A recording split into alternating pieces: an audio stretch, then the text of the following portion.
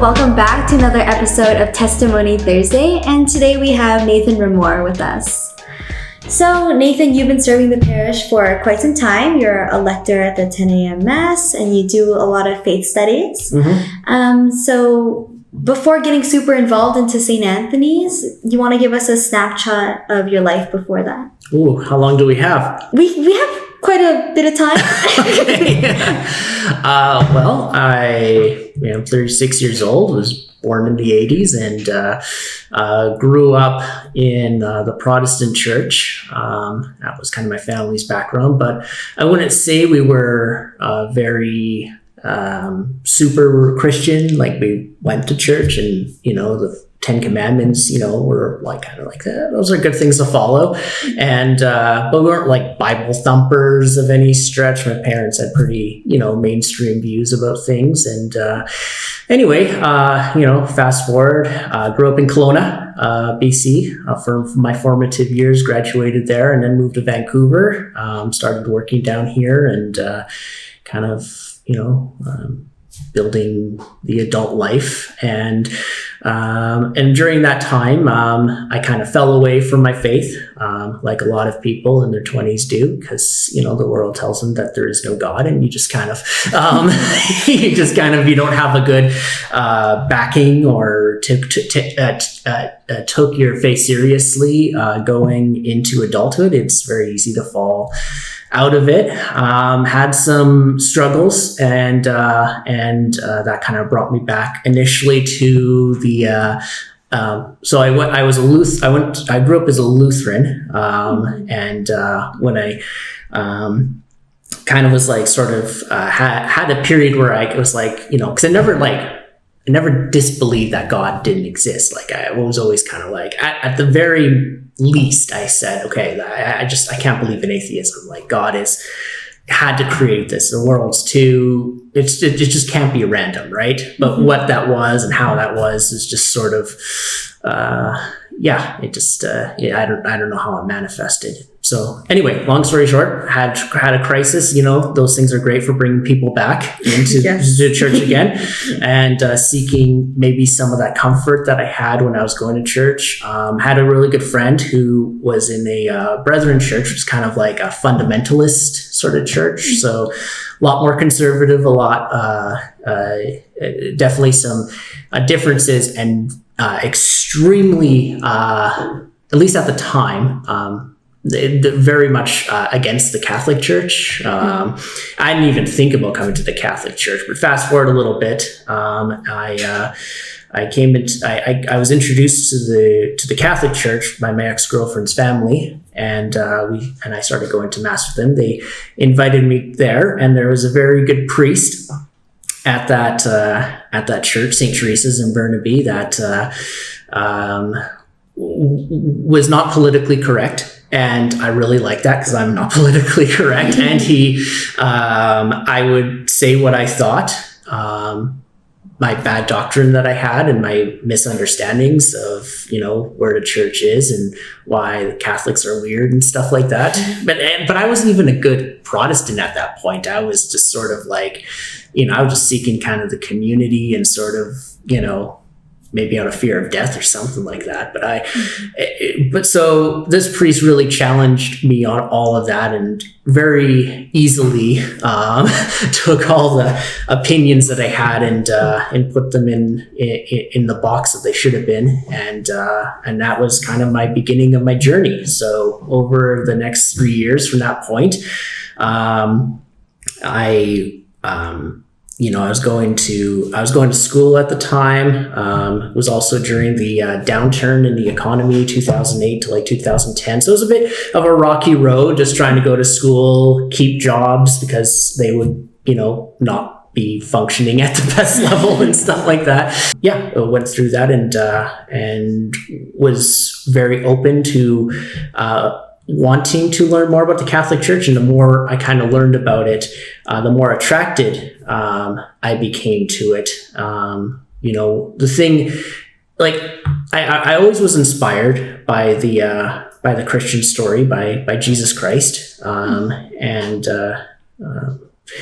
the heroism and the explanation of our lives. It was always there, but it was in the Catholic Church that it was complete. Like there was an actual institution here that didn't have the holes that Protestants have. It intellectually and spiritually all made sense. But after giving my RCIA instructor a lot of grief and time with lots of questions and moving forward, I finally in 2011 I decided to become Catholic. I was very happy to do that, and been very happy in the, well, I've been in the church and I've been convicted on my faith since then. Yeah, for sure. Is there a particular crisis that made you really rethink of how everything was before finding faith in Catholicism? So I've struggled with depression my whole life. That was the crisis I was alluding to. And so I've had 3 major battles with depression.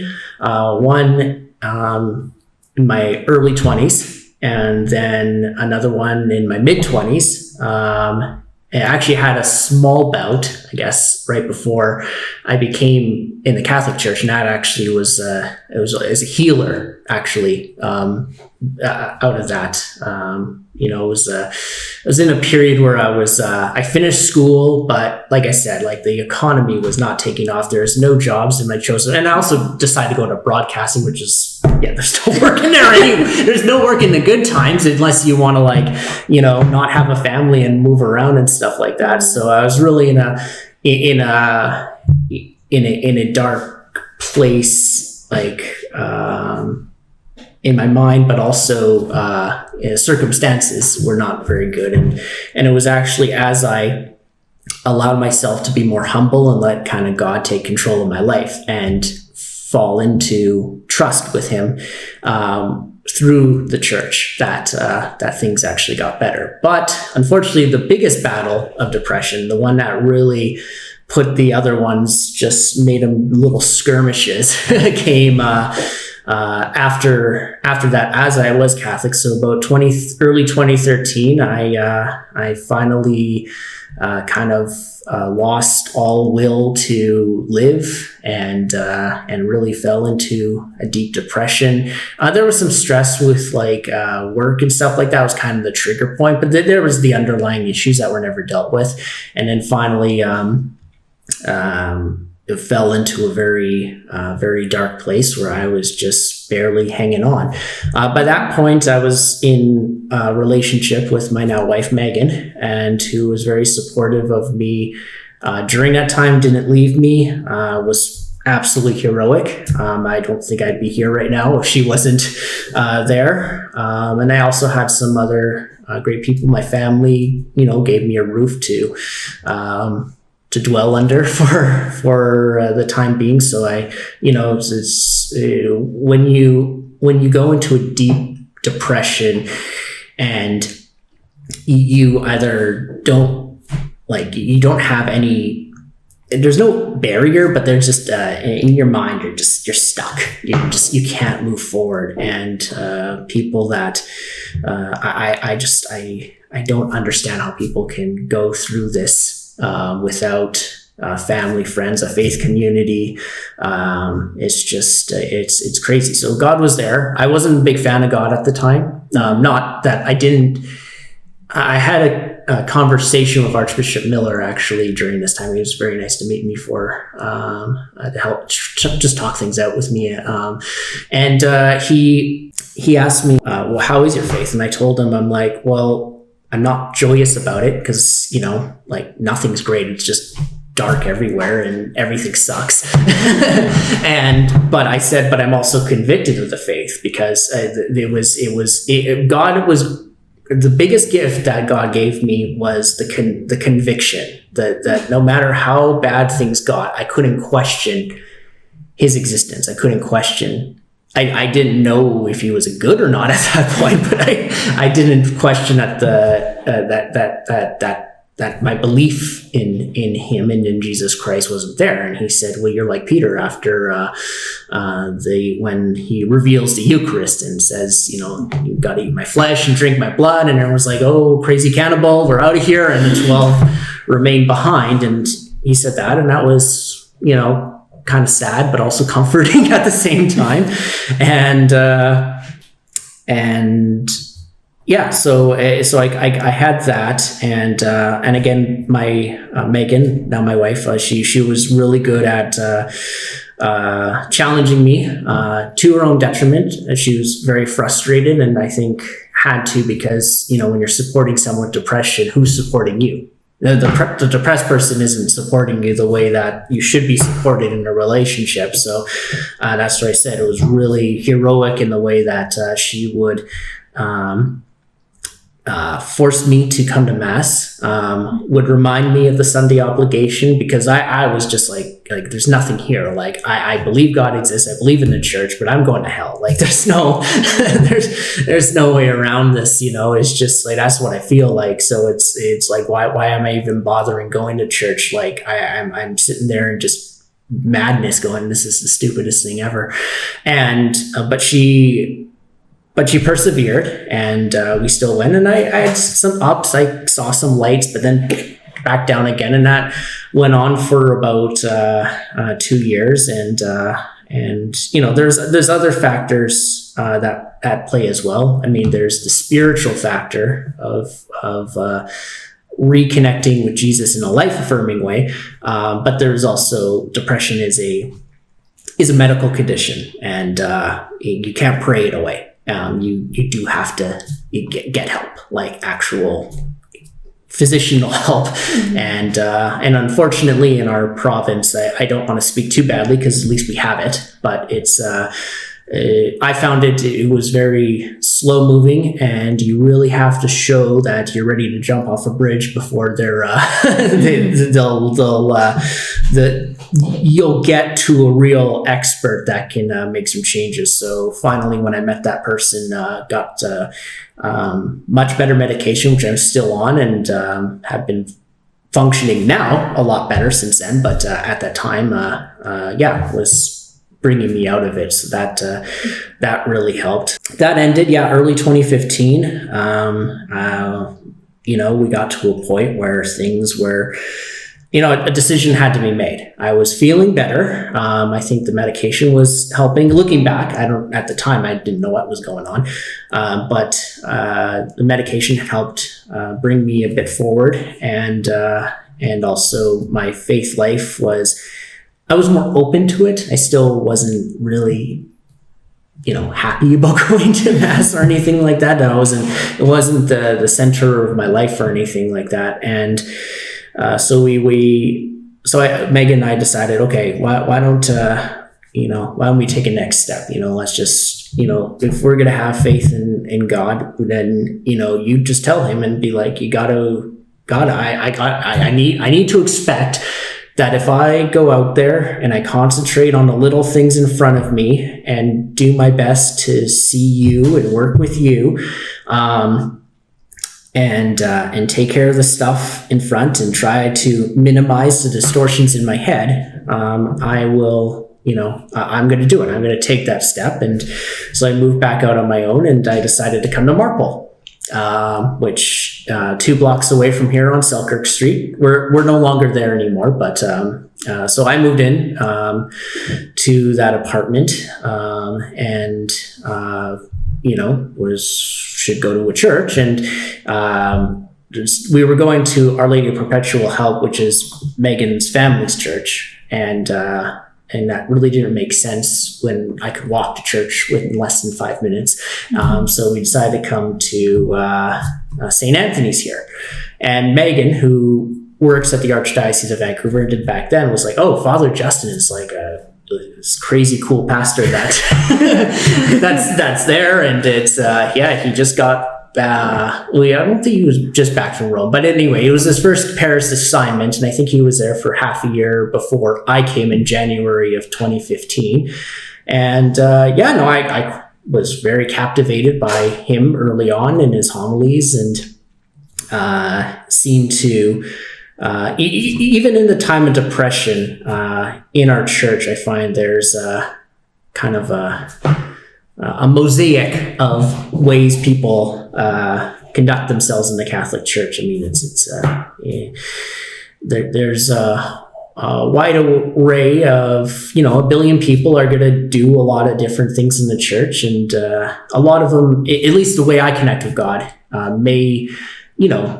didn't really make it, real and something important, and I always thirsted for discipleship because that's how I understood when I came into the Catholic Church. Like this, there is nothing else outside of this. Like this is the truth. And so he had that, and I could tell that he had that, and that was cool, and that was a motivating factor because I was still, kind of, sort of just trying to. I dedicated myself to go to church, but I wasn't still. It wasn't radiating out of me. So after that, we had the impactors come into our church, CCO missionaries that. Go around. I think it was talked about in some of your other testimonies, so I won't bore people with with that. You've already heard it. You know who they are, and if not, Google it. And they came into our church and they led the faith studies. And at the time, I was, I think, a couple months into the church, and I was starting to talk to people. And Father Justin made himself known to me and was. Did his Father Justin thing. It was always challenging and so trying to get me to get to that next level. And he, asked everybody in the line that shook his hand, you go into faith studies, you wanted to fill that room down there with people for faith studies. And so Megan and I thought about it, and I'm like, I don't know if I'm ready to commit to this, and I don't want to be flaky, and so kind of whiffled and waffled, and but the push came, and I went, and for the first 4 lessons of the first level discovery, nothing was really there. A lot of it was kind of a repeat of what things I already kind of knew,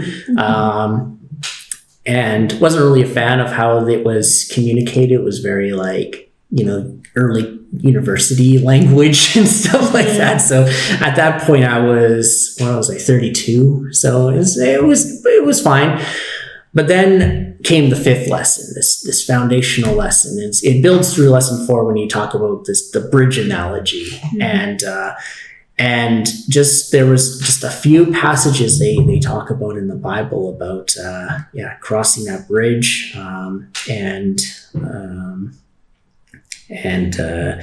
and letting Jesus into your heart that just somehow spoke to me. And it just in that lesson, I was like, whoa, okay, I haven't felt this in a long time. Like, this is insane. Like, this is great. And it just kind of clicked on, and, it wasn't shifted right away, but, one thing led to another. And next thing I know, I'm taking Source. They also at the time, because like in any church ministry, as soon as you show even an inkling of competence, it's just like, we got to get you. Yeah, that's right. And they used very good language in recruiting me to not only take Source but also lead discovery. It's like, well, you've learned it, so you're doing it now. And I'm like, okay, but it was great because it really it forced me to dive in. It forced me to be like, okay, I got to read this. I got to be authentic, and it helped me to grow. And as I took the lessons, the books got a lot better. There were things I didn't understand the Holy Spirit to the level that I learned in Source, and then you just kind of grow from there. And got to meet a lot of men in the parish. As you know, all the groups are divided by sexes, and got to meet some really great people and become really part of the community through it. And it was just, it was amazing. And, a year later, Megan and I are now part of the Faith Studies core team at the time, and trying to guide the early stages of the Faith Studies and being a part of it. And it was a great, wonderful time to be part of the parish. And yeah, I mean, even with the depression, it just, you let God in, and you just make those little steps, and it just kind of goes down from there. Anyway, continue with some questions. No, all good. You're all good. I was actually really curious just hearing of what you have to say about the community and how you got persuaded to lead a faith study, or persuaded to take the faith study in the first place. Do you think that really helped with your depression and having that kind of support system and being in the faith study community?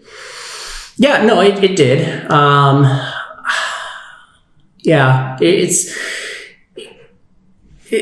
Things become clear when you go back. I mean, again, I think the biggest effects of the depression, like the debilitating stuff, the stuff that would keep you in bed, the things that would just not make me do things. A lot of that had moved on. Mm-hmm. I was able to function, hold a job, and volunteer at the church and still live a life on top of that. So a lot of that was kind of done. But it helped. It helped to bring hope, I guess. It also, through spiritually and also through the church, that relationship with God, with Jesus, with the Holy Spirit.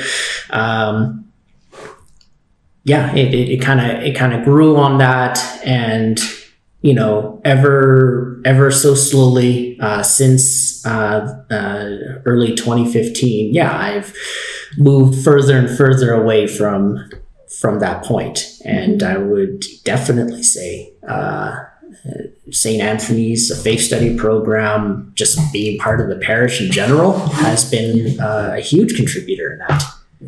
So you've already taken all the faith studies and you led all the faith studies, which is so great. I think that's a really beautiful thing. Whether you were leading it or participating in it, was there one aspect in either one of the faith studies that really struck you?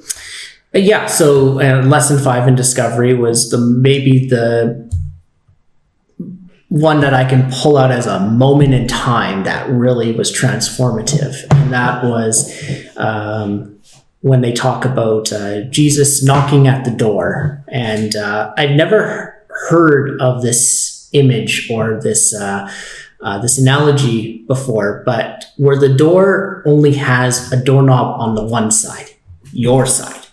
But Jesus is knocking at the door, and he is so respectful of our freedom and for us to love him, and will still love us even if we don't open that door until we're like ready to, take our last breath, even if that's the point. But, and it was just so beautiful. And they talked about this painting, I think it's called Heart's Door, where, Jesus is standing literally outside the door. There's no doorknob on it, and just, patiently waiting for us, and letting us come in freedom to him, which is just so amazing. So, and that really tied into my depression, because I was so reaching for anything. I'm like, I just don't want to feel this way. It's like you're in a mind prison.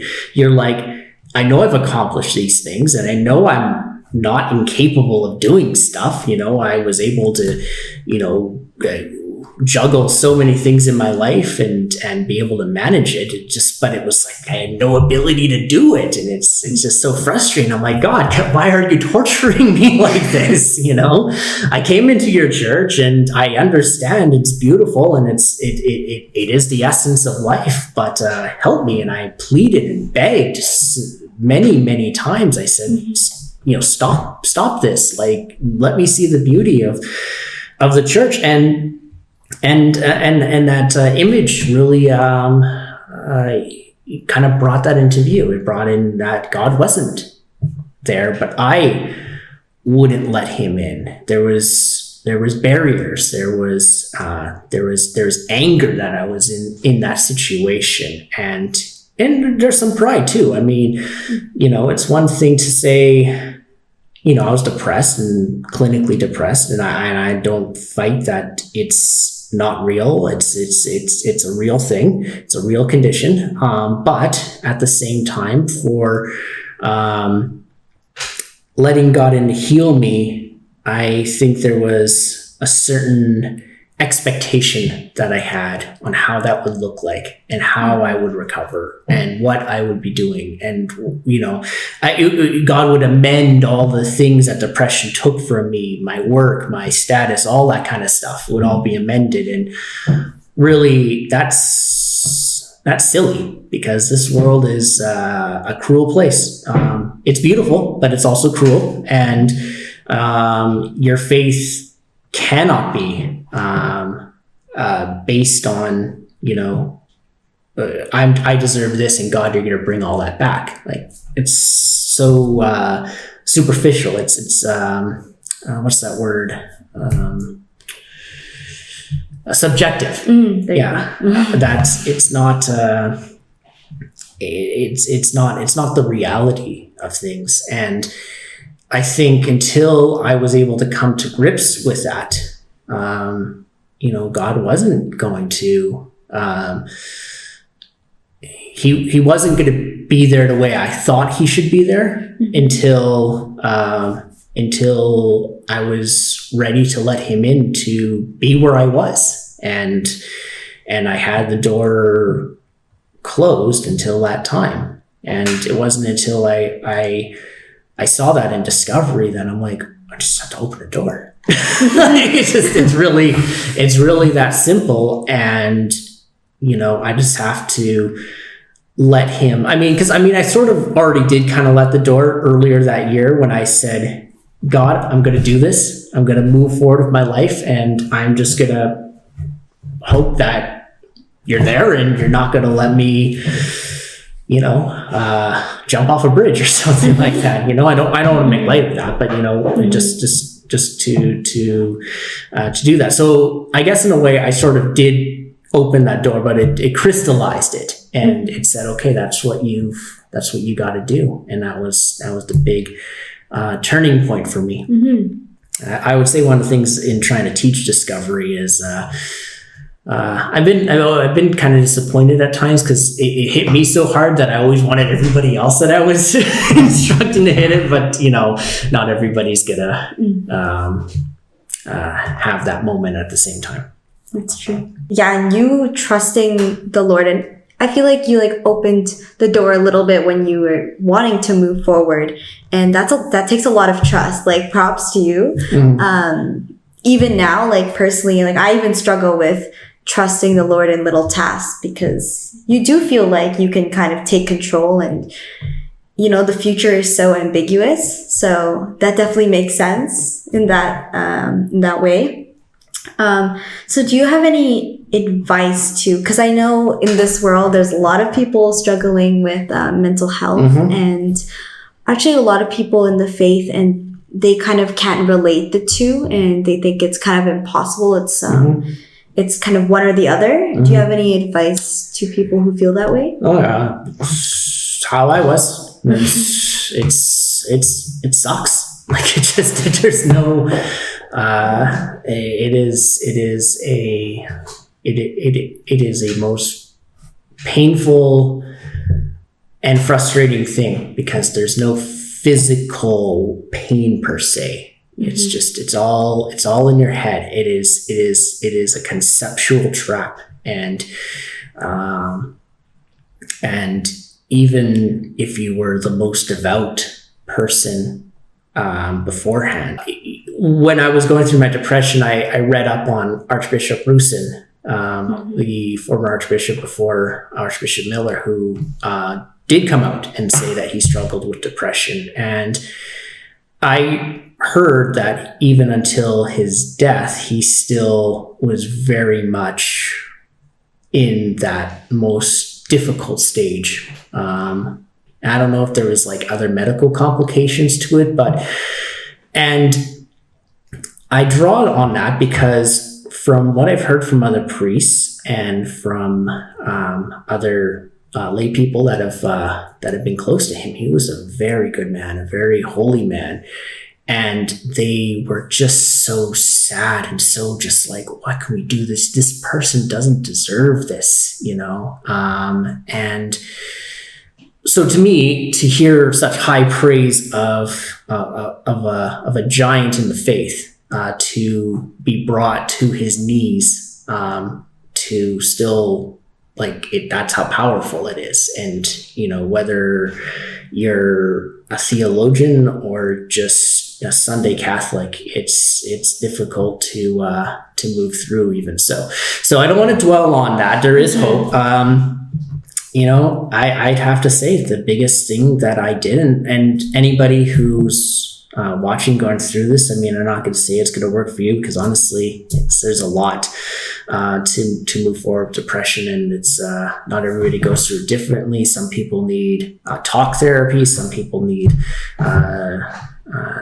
a psychiatrist. They need the medication to move through it. So I don't want to be taken out of context and say this is the sure path to get out of it. But for me, it was letting Jesus in that door, and not even knowing that I was doing it. But you just have to trust that you can function. That this is a distortion. This is a lie. This depression is not real. It is not what's happening. There might be aspects of it, of change that you should make in your life, but it's not to the debilitating state that any person is. I guarantee it is not a real thing. Mm-hmm. And so the biggest thing is you just kind of have to let go of that. Take the mercy that people show you. I can tell you how many times I would, go to confession and I would be shown mercy from my confessor, and told, you are going through a medical thing, you are doing this, and it's great that you're making that. And I'd be like, it's not enough. It's not what I should be doing, don't do that. It's, go talk, try. But it's hard, and honestly, Jesus is overjoyed that you come to Mass. Jesus is overjoyed that you may have only sung one hymn, that you prayed maybe one 20-second prayer during the liturgy of the Eucharist. Whatever it is that you can give, that is enough. And frankly, might be more than a lot of people at church that day. And kind of build off of that, I would say during my the worst times of suffering, no, I didn't have a good faith life. I did not act in accordance to how I think a Catholic should act. But the healing did come. And it was a joy once you make that first step. God did pick me up. God did move me forward. It's in the real world, so it's not perfect. You don't just, montage it, from being in pain to waking up the next day and functioning in the way you wish you were, or what you may have been. But you move ever so closer to being a disciple. And even being a disciple outside of that, like now that I'm more normal or whatever that is, it's still a struggle. It's still hard to do. St. Paul talks about this in the epistles, like, my hands, my body, they're doing things that I don't want them to do. I know they shouldn't be doing this. I'm mad. I'm just like, stop, but I can't, it's we're still enslaved to sin that way. But obviously when you're super sensitive with depression, it feels like more than that. So, yeah, I don't know if that's helpful at all, but that's kind of what I would say is have hope and move slowly and trust. And it's and the other one too. Faith is one path, medical on the other path. Mm-hmm. Do not think that faith is going to clear to medical and medical is going to clear a pathway to faith. Mm-hmm. These are, you should always have trust. And obviously God is working with doctors to, bring about better healing for everybody, but do not do not put unrealistic expectations on either one, and fight for healing, fight for medical healing. Make sure that you're meeting a psychiatrist, psychologist, whatever. Try different treatments and do everything you can to get better that way. And if you're still not getting better, just keep pushing, because that's if you're in the biggest area of it, I firmly believe there is a chemical imbalance in your brain, and that's why science exists, to try and solve those issues. Yeah. So use it. No, for sure. And I like that you said that it doesn't override each other, but you can't just kind of cancel out the other one, Yeah. And not necessarily they're like completely knit together, but you still have to take into consideration both paths. And I think that's really great. Thank you so much for sharing your story and your testimony with us. I hope you find some fruit in this testimony, and I'll see you next Thursday. Bye-bye. God bless.